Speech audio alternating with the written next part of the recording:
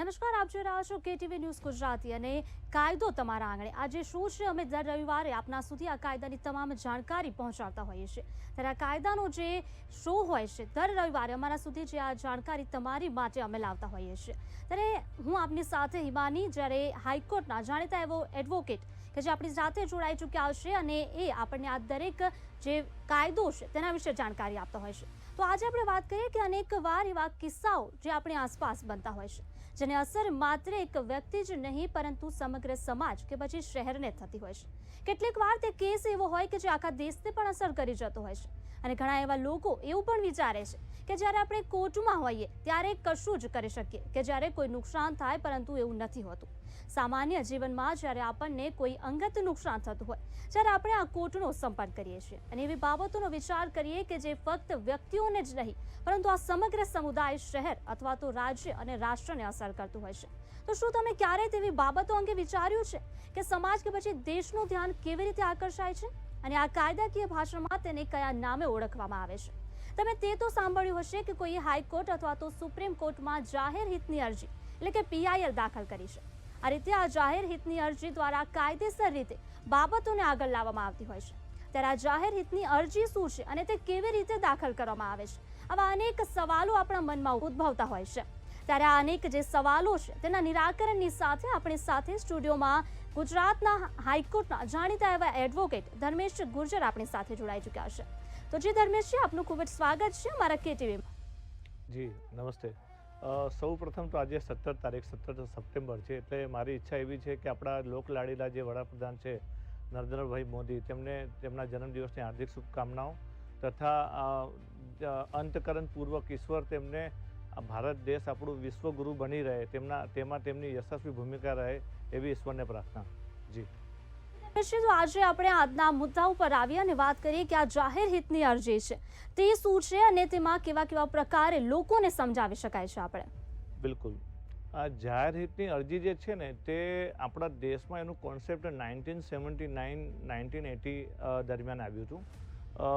એક જાણીતા અખબારે એક આર્ટિકલ છાપેલું જેમાં કીધું હતું કે અંડર ટ્રાયલ પ્રિઝનર, જે કાચા કામના કેદીઓ છે એ જેલમાં જ છે ને એમની જે સજા જે થવાની જે થઈ શકે જે તે કેસમાં એનાથી પણ એ વધી, જેના માન લો કોઈ 3 વર્ષની સજા હોય કે 5 વર્ષની, તેમાં એ એટલા સમયથી અંદર છે કે એમની સજાથી પણ ઉપરનો સમય થઈ ગયો હતો। તો એ સમયને એ વસ્તુને ધ્યાને લઈને જે તે વખતે એક અરજી થઈ હતી અને એમાં સ્પીડી ટ્રાયલનો હુકમ કરવામાં આવ્યો હતો નામદાર સુપ્રીમ કોર્ટ દ્વારા, અને એમાંથી આ પબ્લિક ઇન્ટરેસ્ટ લિટિગેશન એટલે કે જાહેર હિતની અરજીનું જે કોન્સેપ્ટ છે એ આપણા દેશમાં એનું પછી ધીરે ધીરે ચલણ વધવા લાગ્યું।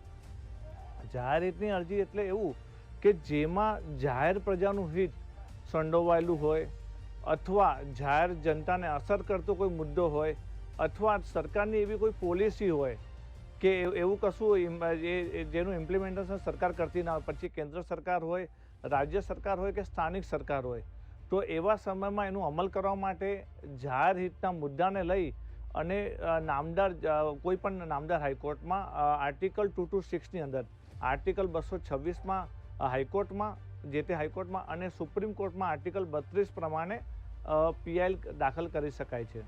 જી શ્રી ધર્મેશજી, તો આજે જાહેર હિતની જે અરજી છે તેને દાખલ કરવાના ક્ષેત્રો કયા કયા છે? એમાં ક્ષેત્રોમાં આપણે કઈ કઈ જગ્યાએ તેને દાખલ કરી શકીએ? જાહેર હિતની જે અરજી જે છે ને તે 2 જગ્યાએ દાખલ થઈ શકે છે। એક તો કોઈ પણ રાજ્યની વડી અદાલત એટલે કે હાઈકોર્ટમાં અને કેન્દ્ર લેવલે સુપ્રીમ કોર્ટમાં। આની હકુમત લોઅર કોર્ટને નથી, લોઅર જ્યુડિશિયરીને નથી, એટલે કે ડિસ્ટ્રિક્ટ કોર્ટ અથવા તો JMFC પાસે આવા કોઈ પાવર્સ નથી કે આવું કોઈ સંજ્ઞાન લેવાની કોઈ સત્તા, સુઓ મોટો પાવર્સ એમને આપવામાં આવ્યા નથી।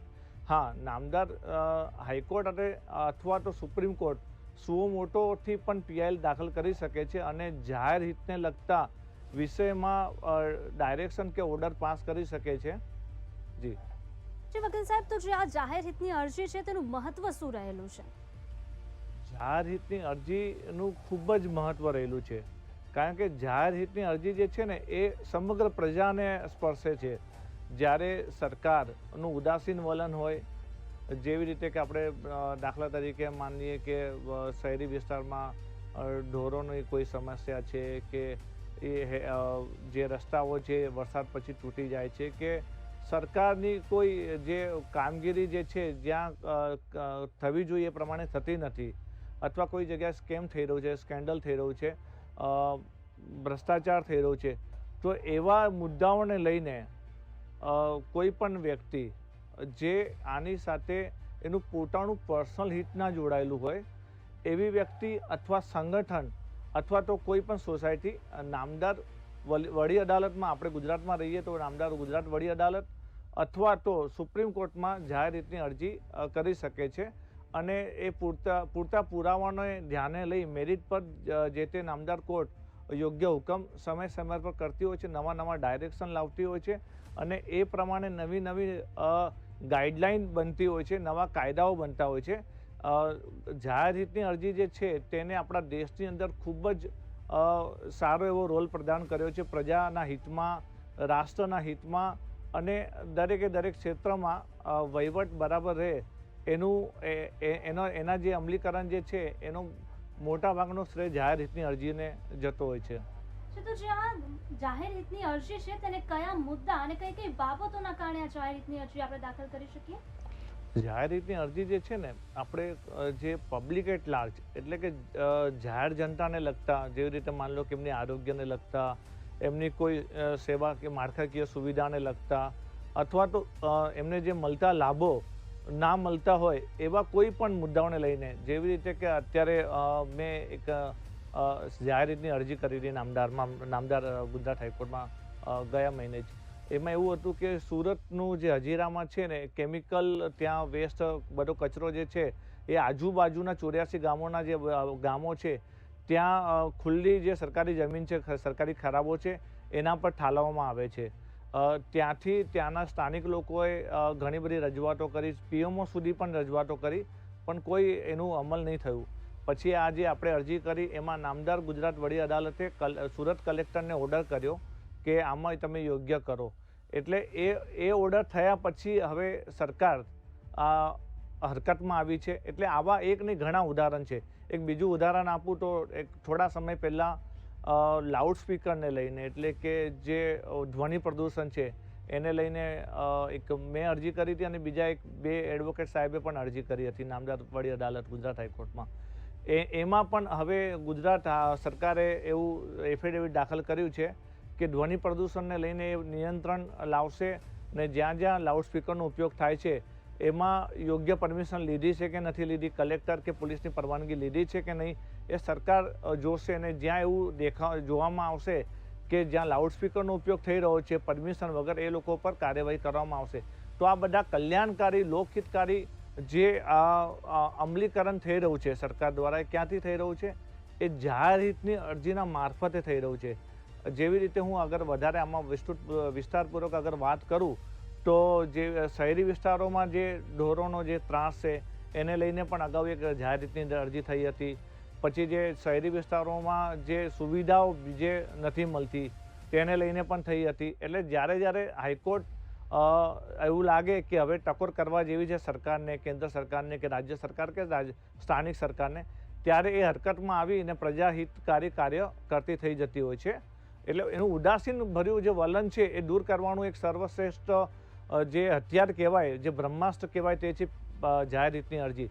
હા, સાથે સાથે એવું પણ જોવામાં આવ્યું હોય છે કે આ જાહેર હિતની અરજી એટલે કે પબ્લિક ઇન્ટરેસ્ટ લિટિગેશન છે, પરંતુ ઘણી વખત એવું આનો દુરુપયોગ પણ થતો હોય છે કે પર્સનલ ઇન્ટરેસ્ટ લિટિગેશન થઈ જતી હોય છે, પબ્લિક ઇન્ટરેસ્ટની જગ્યાએ પર્સનલ ઇન્ટરેસ્ટ.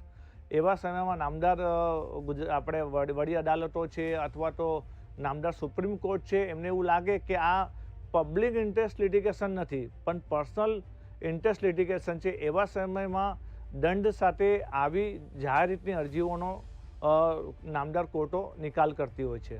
જી ધર્મેશજી, તો જે આ PIL છે એટલે કે આપણે જાહેર હિતની અરજી આને કહીએ છીએ, જો કોઈ નાગરિકને આ દાખલ કરવી હોય તો એમાં કયા કયા સ્ટેપ્સ છે કે જે તે નાગરિકને ફોલો કરવા પડતા હોય છે? જી, જાહેર હિતની અરજી દાખલ કરતા પહેલા આપણે જે તે અરજદારને એવું જોવાનું હોય છે કે એને જે પણ ગ્રેવિયન્સ છે, જે પણ તકરાર છે કે જે પણ એને વાદગ્રસ્ત વિષય છે એને લઈને એ જે તે સરકારના તંત્ર સમક્ષ ગયો છે કે નથી ગયો. જો નથી ગયો તો એને લેખિતમાં એ તકરાર પહેલાં જે તે ડિપાર્ટમેન્ટ તંત્ર પાસે લઈ જવી પડે અને ત્યાં એનું જો નિરાકરણ ના આવે 30 દિવસ પછી એ આ વસ્તુને લઈ અને એ નામદાર હાઈકોર્ટમાં અથવા તો સુપ્રીમ કોર્ટમાં જાહેર હિતની અરજી કરી શકે છે. તો જે આ જાહેર હિતની અરજી થાય છે, જેને આપણે PIL કહીએ છીએ, તે ફાઇલ કરવા માટે કોઈ ફી લાગતી હોય છે તેમાં? જનરલી જાહેર હિતની અરજી જે છે એ વકીલો પર આધારિત હોય છે. વકીલ ફીસ લે ના લે કે જે પણ, હા, પણ આમાં આપણે જે પ્રશ્ન કર્યો સારો પ્રશ્ન છે. એમાં એક વસ્તુ એવું છે કે જે અરજ કરતા છે, જાહેર હિત ની અરજી કરનાર જે વ્યક્તિ જે છે, જે અરજ કરતા જે પિટિશનર છે, એમાં એને અંદર લખીને લેખિતમાં આપવું પડે છે કે આનો જે બધો જે ખર્ચો થયો છે PILનો, એને જે એવિડન્સ ભેગા કર્યા છે, તંત્રમાં જે એને જે રજૂઆત કરી છે અને જ્યાં જ્યાં એને RTI કરીને જે મટીરિયલ ભેગું કર્યું છે અને વકીલને જે ફીસ આપી છે એ પોતે પોતાના ગજવામાંથી આપી છે એવું એને એફિડેવિટ પર કહેવું પડતું હોય છે. એટલે કે એ જાહેર હિતની અરજીમાં એને બીજા કોઈ NGO કે બીજા કોઈ ત્રાહિત વ્યક્તિ કે કોઈ રાજકીય પક્ષના નેજા હેઠળ આ નથી કરતો સરકારનું નાક દબાવવા માટે. એના માટે એને આ એક એફિડેવિટ જરૂરી હોય છે, એ જે તે પિટિશનરને કરવાનું હોય છે. બાકી વકીલ જાહેર હિતની અરજીમાં ફીસ લે છે કે નથી લેતા એ જે તે વકીલ સાહેબ પર આધારિત છે. અચ્છા, એટલે કોઈ નાગરિક આમાં ફી નથી હોતી આ અરજી દાખલ કરવા માટે, પરંતુ જે ખર્ચો થાય છે તે તેમને હાઈકોર્ટને જણાવવાનું હશે કે તે પોતાના ખર્ચમાંથી તેમને એ ખર્ચો કર્યો છે. પોતાના ખર્ચમાંથી એટલે જે એને જે મટીરિયલ ભેગું કર્યું, જે RTI કરી હોય કે જ્યાં પણ એને તંત્રમાં રજૂઆત કરી હોય કે પછી ઇવન કે વકીલને ફીસ આપી હોય, એ પોતે પોતાના ખર્ચમાં, પોતાના ગજવામાંથી આપી છે. બીજાના કહેવાથી કે બીજાના બરાબર માર્ગદર્શન હેઠળ આ નથી કરતો. આ એનું એક ઉદ્દેશ્ય છે, એને એ જાહેર કરવું પડતું હોય છે, કન્ડિશન છે એક. તો જે આ PIL કે જે જાહેર હિતની અરજી આપણે એને કહીએ છીએ, તેને આપણે જો ફાઇલ કરવી હોય કોર્ટમાં, તો તેના માટે કયા કયા દસ્તાવેજોની એમાં જરૂર પડે? જેવી રીતે હું આપણે કહું કે જે પણ વિષય વસ્તુને લઈને આપણે જાહેર હિતની અરજી કરે છે અરજદાર, એ વિષય વસ્તુને લઈને જેટલા પણ પુરાવા, જે એવિડન્સ હોય, જે મેરિટ પર નામદાર કોર્ટ એને જોઈ ને આદેશ આપી શકે એવા જે પણ એવિડન્સ હોય એને રજૂઆત કરવાની હોય છે. જેવી રીતે કે મેં આપણે વાત કરી કે મેં સુરતમાં કેમિકલ વેસ્ટની જે PIL કરી હતી, એમાં જે હતા પ્રદૂષણ બોર્ડને લગતી જે અરજીઓ હતી, પછી એના જે સર્ટિફિકેટ હતા, પછી જે અરજદાર હતા એને જે સુરત કલેક્ટરમાં, પછી ચીફ મિનિસ્ટરને, પછી PMOને જે બધી રજૂઆતો કરી, જે બધા દસ્તાવેજી પુરાવા હતા અને જે બધા ફોટોગ્રાફ્સ હતા આખા કેમિકલ વેસ્ટના, જે બરાબર ત્યાં એ બધા આપણે એમાં રજૂ કર્યા હતા, મૂક્યા હતા અને પછી આખી PIL તૈયાર થાય છે. એવી રીતે જે તે PIL હોય છે એનું જે પણ મટીરિયલ હોય એ મટીરિયલની સાથે એ તૈયાર થઈને પછી એ ફાઇલ થતી હોય છે. જી વકીલજી, તો જે આ તમે અત્યારે જેવી રીતે ઉદાહરણ આપીને સમજાવ્યું, સુરતનું જે ઉદાહરણ આપ્યું, તેવી રીતે અન્ય કયા એવા મુદ્દાઓ છે કે જેને લઈને કોઈ નાગરિકને ફાઇલ કરવું હોય તો કયા કયા મુદ્દાઓને લઈને એ કરી શકે? કયા એવા પોઈન્ટ હોય છે, બાબતો કે જેના કારણે એમાં આ જાહેર હિતની અરજી તે કરી શકે? જાહેર હિતની અરજી કોઈ પણ ભારતીય નાગરિક કરી શકે છે. ફક્ત પ્રશ્ન અંદર એ હોય છે, મુખ્ય જે તત્વ, કે એમાં પોતાનું હિત ના સમાયેલું હોવું જોઈએ, પરંતુ સમગ્ર પ્રજાનું હોય.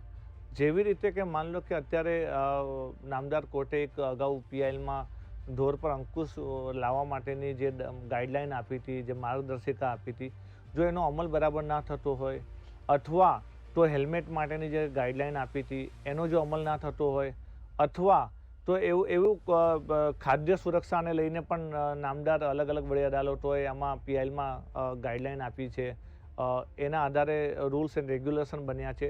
જો એનું અમલવારી સરકાર બરાબર ના કરતી હોય, અથવા તો કોઈ પણ જાહેર હિતની વસ્તુને લઈને ક્યાંય અન્યાય થતો હોય, સરકારનું ઉદાસીન વલણ હોય, અથવા તો જે લાભ મળવા જોઈએ જે સમાજના અલગ અલગ વર્ગો હોય છે, એમાંથી માન લો કોઈ OBC વર્ગ હોય કે XYZ કોઈ પણ વર્ગ હોય, એને જે સુવિધા મળવી જોઈએ, સુવિધા સરકાર જો પૂરી પાડતી ના હોય, તો એ બધી વસ્તુઓને લઈ, પૂરતા પુરાવાને લઈને જે તે વ્યક્તિ કે સમુદાય અથવા તો NGO નામદાર વડી અદાલતમાં અથવા તો સુપ્રીમ કોર્ટમાં જાહેર હિતની અરજી કરી શકે છે.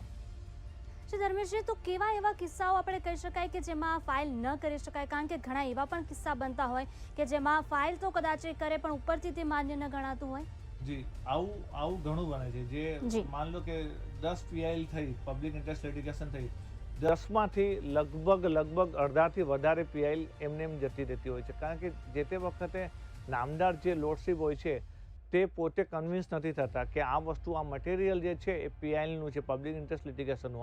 હા પીઆઈએલનું છે એવું થાય છે કન્વિન્સ, પણ એ બીજી પીઆઈએલ એટલે પર્સનલ ઇન્ટરેસ્ટ લિટિગેશન એવું ઘણી વખત માનવામાં આવતું હોય છે કે એવું ધારવામાં આવતું હોય છે. એટલે પર્સનલ ઇન્ટરેસ્ટ લિટિગેશન એટલે કે એ પીઆઈએલ નહીં હોવી જોઈએ, પણ પબ્લિક ઇન્ટરેસ્ટ લિટિગેશન એ પીઆઈએલ હોવી જોઈએ.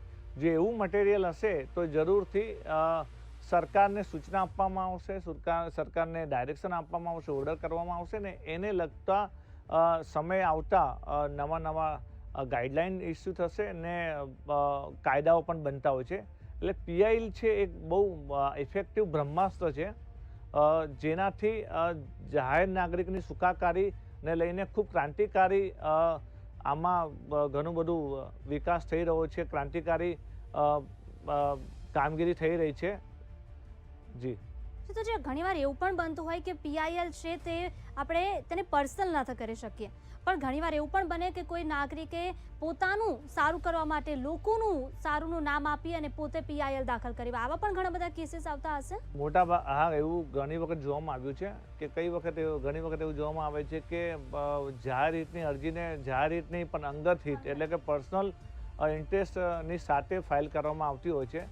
નામદાર કોર્ટને જ્યારે આ વસ્તુનું થોડું પણ ભાન એનું જ્ઞાન થાય છે ત્યારે આવી જે પીઆઈએલ છે એ એક લાંબા દંડની સાથે અને એક સારી એક ટિપ્પણી સાથે એને ડિસ્પોઝ ઓફ એટલે કે એને રદબાદલ કરવામાં આવતી હોય છે. જાહેર હિતની અરજી જે છે તે ફક્ત અને ફક્ત જાહેર હિત માટે જ થવી જોઈએ અને જાહેર હિત માટે જ તેનું કાર્યક્ષેત્ર છે. વ્યક્તિ પોતાના હિત માટે, જેવી રીતે કે માન લો કે અત્યારે આપણે કીધું કે કોઈ વ્યક્તિ છે એ સરકારમાંથી કોઈ કામ કરાવવા માંગે છે, સરકારનું નાક દબાવવા માટે સરકારની કોઈ ફાઇલ જે છે પબ્લિક ઇન્ટરેસ્ટને જાહેર હિતને લગતી છે એમાં કોઈ ખામીઓ છે એ લઈને જો એ ફાઇલ કરે ને એ પોતાનું બીજું કામ સામે પાર પાડે તો એ ના થવું જોઈએ. એવું આપણે જે કીધું એવું ઘણી વખત આખા દેશમાં જોવામાં આવે છે, અલગ અલગ હાઈકોર્ટમાં, ઇવન કે સુપ્રીમ કોર્ટમાં, કે જે અરજદાર જે સરકાર સાથે સેટલમેન્ટ કરવા માટે પીઆઈએલના નામ પર સરકારનું નાક દબાવે છે એવું ઘણી વખત જોવામાં આવે છે, જે ના થવું જોઈએ. જી તો વકીલજી, જેમ તમે અત્યારે હાલ જણાવ્યું કે ઘણીવાર આવા કિસ્સા આવતા હોય છે, તો શું તેમના ઉપર કોઈ કાર્યવાહી થતી હોય છે, દંડનાત્મક જેવી કોઈ કાર્યવાહી જે ઉપરથી અધિકારીઓ તરફથી તેમના ઉપર કોઈ થતી હોય એવી કાર્યવાહી?